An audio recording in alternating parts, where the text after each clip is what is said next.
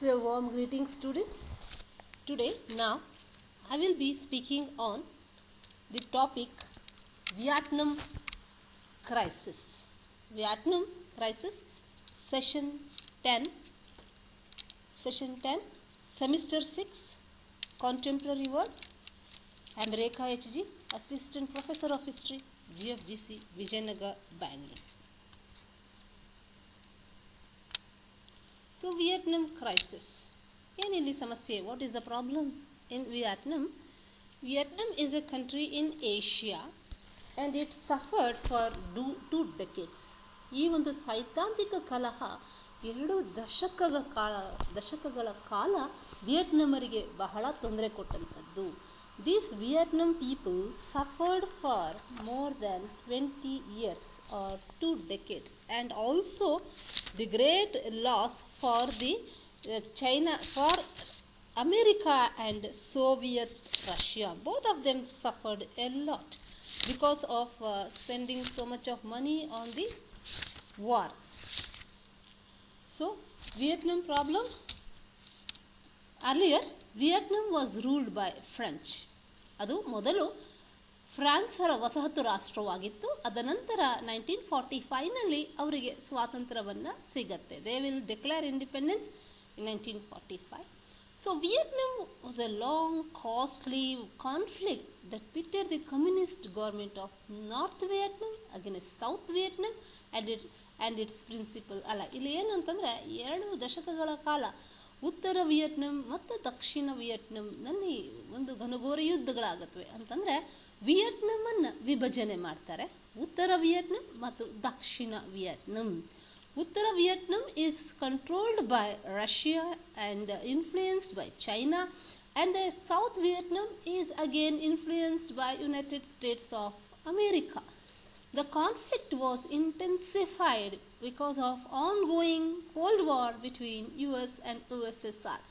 So ಒಂದು ಶೀತಲ ಸಮರದ ಆರಂಭದಿಂದ ಕಾರಣದಿಂದಾಗಿ ಈ ಒಂದು ಯುದ್ಧ ತುಂಬ ಹೆಚ್ಚಿನ ವರ್ಷಗಳ ಕಾಲ ನಡೆಯುತ್ತೆ. ಈ ಯುದ್ಧದಲ್ಲಿ ಅನಾಹುತ 3 ಮಿಲಿಯನ್ ಸಾಯ್ತಾರೆ, ಇನ್ಕ್ಲೂಡಿಂಗ್ ಅಮೇರಿಕನ್ಸ್ ವಿಯೆಟ್ನಾಂ ವಾರ್ನಲ್ಲಿ. And more than half of the dead were Vietnamese civilians ಕೂಡ ಬಹಳ ಮಂದಿ ಸಾಯ್ತಾರೆ. ಹೇಗೆ ವಿಯೆಟ್ನಾಂ ಡಿವೈಡ್ ಆಗತ್ತೆ, ಉತ್ತರ ವಿಯೆಟ್ನಾಂ ಆ್ಯಂಡ್ ದಕ್ಷಿಣ ವಿಯೆಟ್ನಾಂ, ಮತ್ತು ಉತ್ತರ ವಿಯೆಟ್ನಾಂನ control by Soviet Russia. This North Vietnam wanted to unify Vietnam and make this a communist nation, and it will be possible. ನಂತರ ಆಫ್ಟರ್ 20 years ಮತ್ತೆ ಈ 2 ದೇಶಗಳು ಒಂದಾಗಿ ಈಗ presently it's a communist country. There is only one Vietnam country and that one Vietnam country is a communist nation. So roots ಎಲ್ಲಿಂದ start ಆಗುತ್ತೆ ಈ ಒಂದು Vietnam war? From where does this war begins ಅಂತಂದರೆ after the second world war, after the Japanese forces invaded Vietnam. So it was initially French controlled.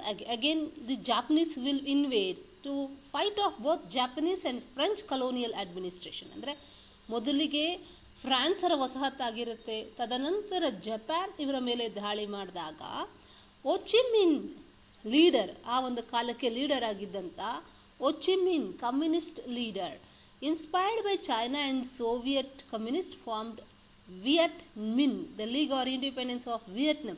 Vietnam ಸ್ವಾತಂತ್ರ್ಯ ಮಾಡಿಕೊಳ್ಳಿಕ್ಕೆ, ಘೋಷಣೆ ಮಾಡಿಕೊಳ್ಳಿಕ್ಕೆ ಒಂದು ಸಂಘ, ಒಂದು association, that's called Viet Minh. Following it's 1945 defeat in second world war, 2ನೇ ಮಹಾಯುದ್ಧದ ನಂತರ ಜಪಾನ್ ಸೋತ ನಂತರ ಜಪಾನಿನ ವಸಾಹತು ರಾಷ್ಟ್ರಗಳಾದಂಥವು ಎಲ್ಲ ಮ್ಯಾಂಡೇಟ್ ರಾಷ್ಟ್ರವಾಗ್ತವೆ. ಸೊ ಜಪಾನ್ ವಿಡ್ರಾ ಮಾಡುತ್ತೆ, it will withdraw from the Vietnam, living French educated emperor ಬೋಧಿನ್ ಇನ್ ಕಂಟ್ರೋಲ್. ಈಗ ಕಂಟ್ರೋಲ್ ಯಾರು ಮಾಡ್ತಿದ್ದಾರೆ ಅಂತಂದರೆ, once Japan goes out it is again controlled by the France. So seeking an opportunity to seize control, O's with Minh forces immediately rose up, taking over the northern city of Hanoi and declaring Democratic Republic of Vietnam with Ho as a president. So immediately Japanese ಬಿಟ್ಟು ಹೋದಂಥ ಕಾಲಕ್ಕೆ ಏನು ಮಾಡ್ತಾರೆ ಅಂತಂದರೆ, ಓಚಿಮಿನ್ ಆ ಒಂದು time ಅವನು Ho Chi Minh power rise ಆಗ್ತಾನೆ. ನಾರ್ದರ್ನ್ ಸಿಟಿ ಹನೋಯ್ ಅದರದ್ದು ಕ್ಯಾಪಿಟಲ್ಲು ಒಂದು ದೇಶ ಮಾಡ್ತಾನೆ, democratic republic of Vietnam with Ho Chi Minh ಅದಕ್ಕೆ ಪ್ರೆಸಿಡೆಂಟ್ ಆಗ್ತಾನೆ. The France emperor backed Bao and set up Vietnam in July 1949 with city of Saigon as its capital. ಎರಡು capital, ಒಂದು Saigon ಮತ್ತೊಂದು we have is Hanoi. So both wanted, actually there are two Vietnam, but both want one Vietnam.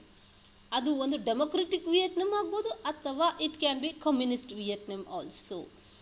So Ho Chi Minh ಅವನ ಸಹಕಾರರು they modelled their country should be based on communist ಸಿದ್ಧಾಂತ ಬೇಕಂತ ಇಷ್ಟಪಡ್ತಾನೆ Ho Chi Minh. Bao ಅನ್ನೋನು wanted Vietnam close to the cultural and economic ties to the west. Bao ಅಥವಾ Bao is also in charge of the democratic.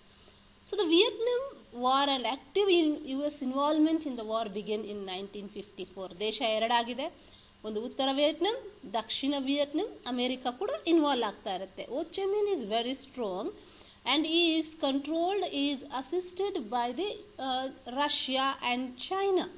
So the conflict between northern and southern armies continued till a decisive northern Viet means victory in the battle of ದಿನ್ ಭಿನ್ ಫು ಇನ್ 1954. ಅಂದರೆ ಗೆಲುವು ಅವರದ್ದೇ ಆಗ್ತಾ ಹೋಗುತ್ತೆ.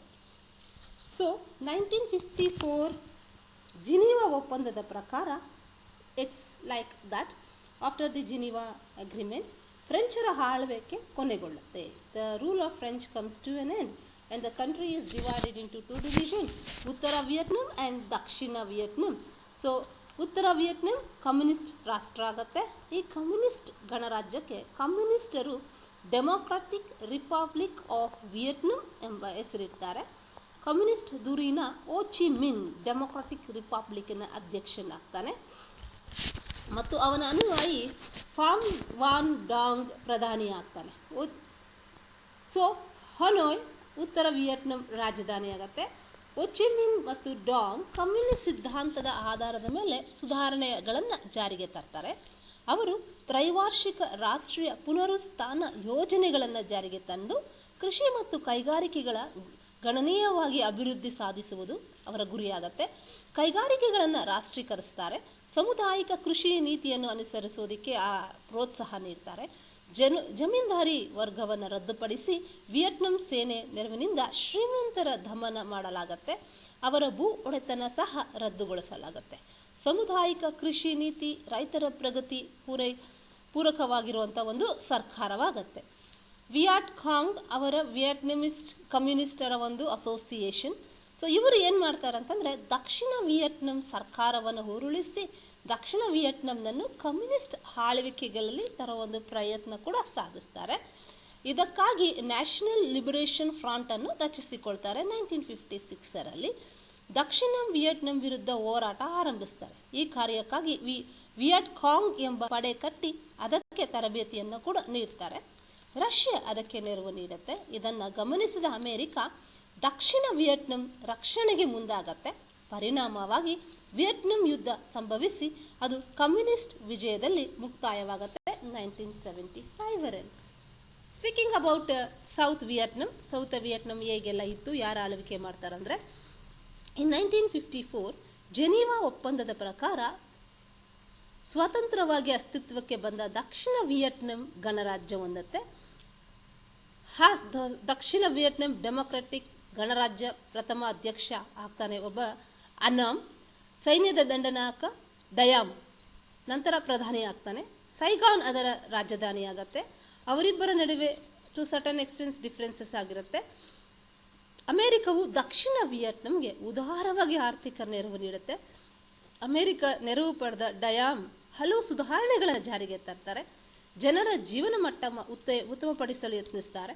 ದಕ್ಷಿಣ ವಿಯೆಟ್ನಾಂನಲ್ಲಿ ಒಂದು ಕಮ್ಯುನಿಸ್ಟರ ಒಂದು ಪ್ರಜಾಪ್ರಭುತ್ವ ಹೆಚ್ಚು ಮಾಡುವಂಥ ಒಂದು ಪ್ರಯತ್ನ, ಕಮ್ಯುನಿಸಂ ಅವಕಾಶ ಸಿಗಬಾರ್ದು. For that reason America has spend lots and lots of money. So ನಾಯಕರ so many reforms introduced by south also. South ಅವರು ಮತ್ತು ನಾರ್ತ್ ಅವ್ರಿಗೂ ವಾರ್ ಆಗುವಂಥದ್ದು ದಟ್ ಲೀಡ್ಸ್ ಟು ಒಂದು ಯುದ್ಧ ಅನ್ನೋದಕ್ಕಿಂತ it is called as unification of Vietnam from 1956 till 1976 for nearly 20 years. So what are the governments? As I told you, ನಾನು ಈಗ ಹೇಳಿದ್ದೀನಿ ನಿಮಗೆ. ವಿಯೆಟ್ನಾಂ ಓಚಿಮಿನ್ ಎಸ್ಟಾಬ್ಲಿಷ್ ನಾರ್ದರ್ನ್ ಪವರನ್ನು ಎಸ್ಟಾಬ್ಲಿಷ್ ಮಾಡ್ತಾನೆ. Bao Dai established in southern Vietnam supported by United States of America. America supplied arms and finance to Bodhai of South Vietnam. Chinese crossed the border of Tonkin to extend aid to North Communist or Communists. Attack on Dien Bien Phu. Dien Bien Phu was a stronghold of French in the Vietnam. The forces of Vietnam under the leadership of Van Yuan Giap attacked the fortress of Dien Bien Phu. French forces were defeated. This is connected to the French coming out of the Vietnam. Finally, it was agreed that the issue of Indochina, Vietnam War is also known as the issue of Indochina, would be considered in the Geneva Conference. Geneva Conference ಅಲ್ಲಿ ಏನೆಲ್ಲ ಆಗುತ್ತೆ ಅಂತಂದರೆ, in 1954 international conference was held to discuss the problem and the Vietnam problem and to seek solution in Geneva. The sovereignty of Vietnam, Cambodia and Laos were recognized. North and South were divided in 17th parallel. International Commission was established to supervise the administration of Vietnam. Elections were held in Vietnam in 1956 after the country was Vietnam guerrillas were attacking southern Vietnam. ಅದು ತುಂಬ war ಹೆಚ್ಚಾಗ್ತಾ ಹೋಗುತ್ತೆ. 1962 ನಲ್ಲಿ America gives complete support.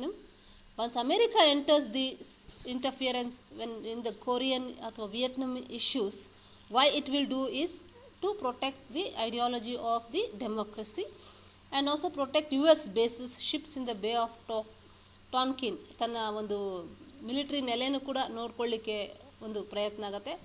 ಆ ಕಾರಣದಲ್ಲಿ US bombed the north Vietnam submarine position in 5 hours.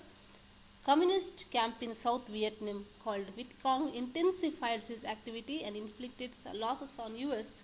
US ನ ಮೇಲೆ loss ಆಗುತ್ತೆ. War resumed in 1996. So United States of America found that its involvement in the Vietnam issue was a great burden. 20 ವರ್ಷ ಸಾಕಾಗಿ ಹೋಗುತ್ತೆ ಅಮೆರಿಕದವರಿಗೆ. In 1970, President Nixon announced 5-point program to establish peace and security in Vietnam, but the Hanoi government reject ಮಾಡುತ್ತೆ. President Nixon bombarded Vietnam by 552 bombers. ಆ ಕಡೆ ಅಮೆರಿಕದವರು, ಈ ಕಡೆ ರಷ್ಯಾದವರು extended help to Vietnam and thwarted the efforts of the US. By the Paris Agreement of 1973, war in Vietnam thus came to an end after